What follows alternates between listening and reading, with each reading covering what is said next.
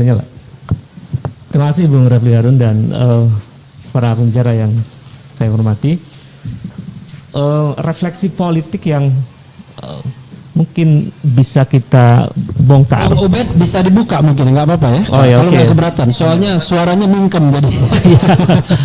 Baik, refleksi politik yang mungkin kita bisa bongkar dalam konteks 1 tahun pemerintahan rezim ini adalah bagaimana kita melihat praktek politik dalam perspektif konstitusi dan dalam perspektif politik yang mungkin ada ruang ekstra konstitusional. Yang pertama, kalau kita melihat pernyataan Koalisi Aksi Menyelamatkan Indonesia 1 tahun yang lalu, itu ada pesan substansial menurut saya bahwa arah bernegara harus membawa bangsa ini sesuai dengan Konstitusi UUD 45. Saya merenung secara politik sebetulnya bangsa ini sudah keluar dari Undang-Undang 45. Apa diantaranya? Diantaranya adalah soal kebebasan sipil, kebebasan berpendapat.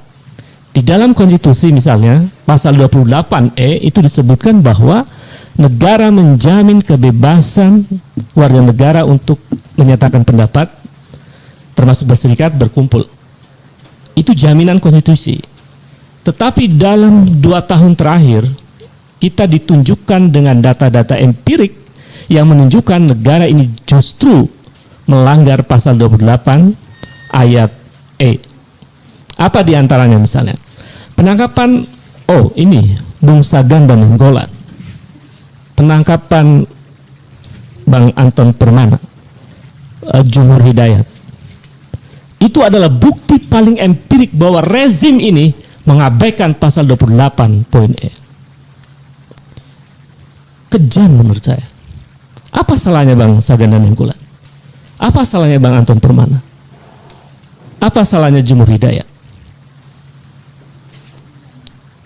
Ini poin tentang kebebasan berpendapat.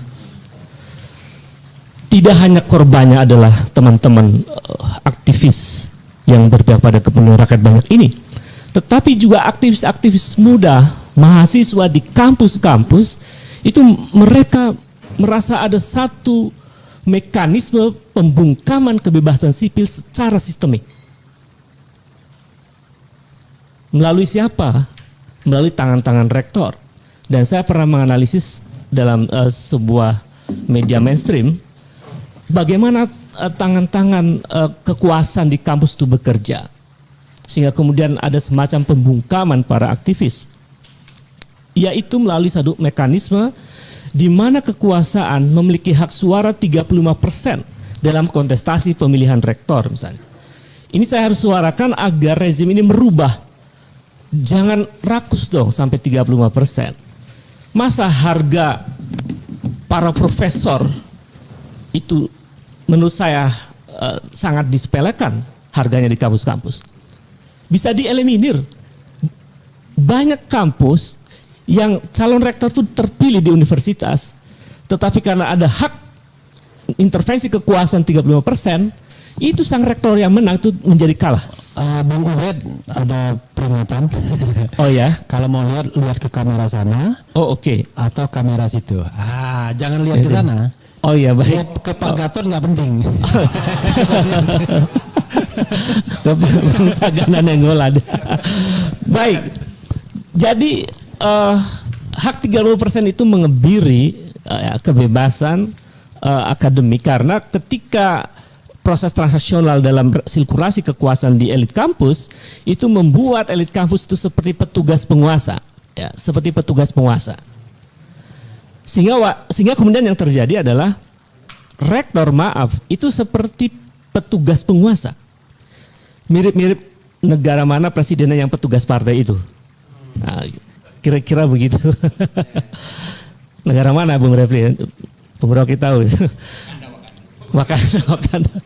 Jadi maksud saya ini juga persoalan serius, karena teman-teman mahasiswa di kampus bahkan ada informasi, bahkan sudah ditelusuri oleh Lembaga Bantuan Hukum Indonesia YLBHI, bahwa ada mahasiswa yang harusnya dia berhak mendapatkan beasiswa, tetapi karena sikap kritisnya beasiswa itu dicoret. Ini pembungkaman sistematis. Dan ini evaluasi penting menurut saya karena kebebasan akademik itu sebetulnya kan dijamin oleh Undang-Undang 45 dan ada Undang-Undang Perguruan Tinggi yang nomor 12 tahun 2012 itu yang bisa dicek di pasal 8 ayat 1 dan pasal 9 ayat 1 bahwa kampus memiliki kebebasan akademik. Nah, kalau kemudian proses-proses ini terjadi di kampus-kampus, menurut saya itu adalah bagian dari pembungkaman sistemik. Padahal mahasiswa yang kritis dalam terminologi universitas, dia adalah ekspresi dari critical thinking skill. Dan critical thinking skill itu menjadi sangat penting di dunia universitas karena dia bagian dari agenda besar untuk menyiapkan generasi menghadapi masa depan bangsa yang sangat rumit. Itu yang kemudian disebut dengan higher order thinking skill. Keterampilan berpikir tingkat tinggi. Jadi kalau kemudian sikap kritis itu dianggap sebagai musuh negara, bahkan di kampus-kampus sikap kritis mahasiswa dianggap sebagai mengancam negara, bagi saya itu persoalan yang sangat serius.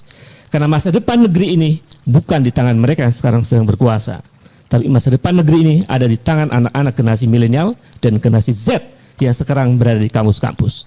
Itu artinya sesungguhnya apa yang dilakukan oleh rezim ketika pembelengguan kebebasan berpendapat itu terjadi, itu sama dengan membunuh masa depan Republik ini. Saya kira itu tidak lama, nanti bisa berdiskusi. Selamat siang, Assalamualaikum warahmatullahi wabarakatuh.